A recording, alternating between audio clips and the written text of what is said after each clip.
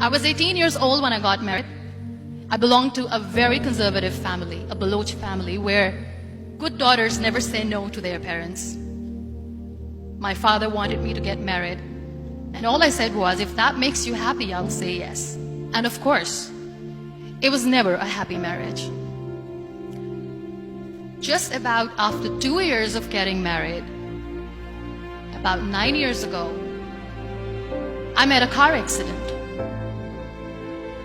Somehow my husband fell asleep and the car fell in the ditch.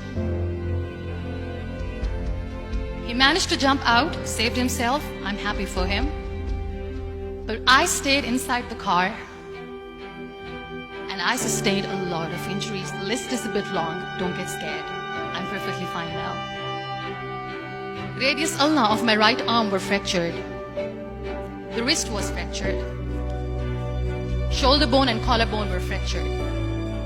My whole rib cage got fractured. And because of the rib cage injury, lungs and liver were badly injured. I couldn't breathe. I lost urinary bowel control. That's why I have to wear the bag wherever I go. But that injury that changed me and my life completely as a person and my perception towards living my life was the spine injury. 3 vertebrae of my backbone were completely crushed and I got paralyzed for the rest of my life. So this accident took place in a far-flung area in the outskirts of a very small province, Balochistan, where there was no first aid, no hospital, no ambulance. I was in the middle of nowhere in that toppled car. Many people came to rescue. They gave me CPR. They dragged me out of the car. And while they were dragging me out, I got the complete transection of my spinal cord. I finally ended up in a hospital where I stayed for 2.5 months. I underwent multiple surgeries. Doctors have put a lot of titanium in my arm. There's a lot of titanium at my back to fix my back. That's why people in Pakistan call me the Iron Lady of Pakistan.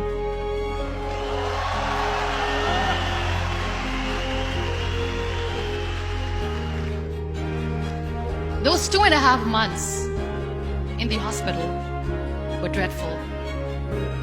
I will not make up stories just to inspire you. I was at the verge of despair.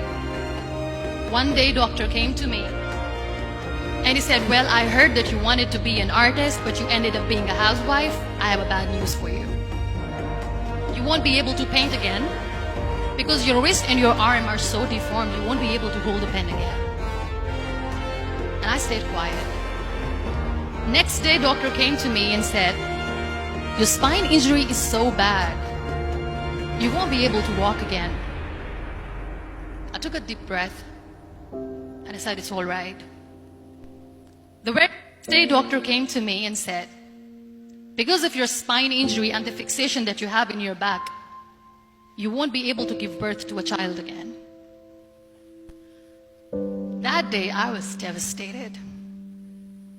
I still remember, I asked my mother, why me? And that is where I started to question my existence. Why am I even alive? What's the point of living? I cannot walk, I cannot paint, fine, I cannot be a mother. And we have this thing in our heads, being women, that we are incomplete without having children. I am going to be an incomplete woman for the rest of my life. What's the point? So my mother said to me, this too shall pass. God has a greater plan for you. I don't know what it is, but He surely has.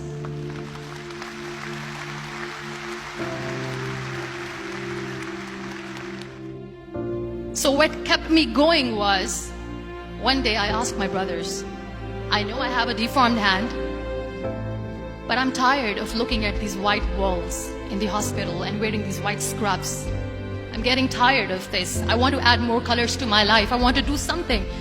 Bring me some colors. Bring me some small canvas. I want to paint.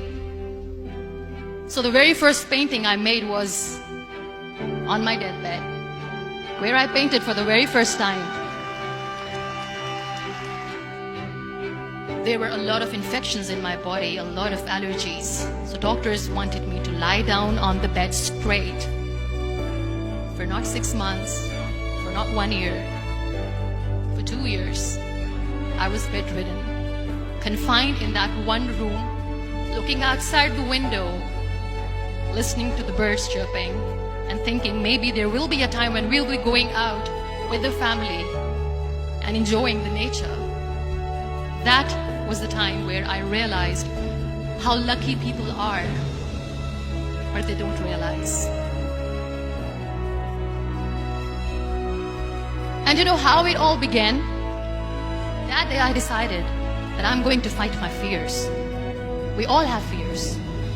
Fear of unknown, fear of known, fear of losing people, fear of losing health, money. We want to excel in career, we want to become famous, we want to get money. We are scared all the time. So I wrote down one by one all those fears.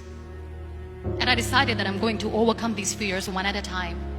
Do you know what was my biggest fear? Divorce.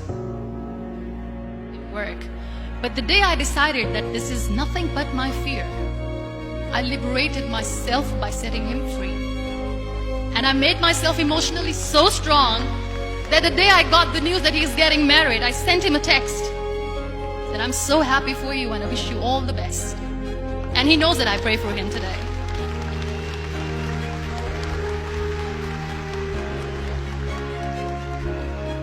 My biggest fear, number 2, was I won't be able to be a mother again. And that was quite devastating for me. But then I realized there are so many children in the world, all they want is acceptance. So there is no point of crying, just go and adopt one. And that's what I did.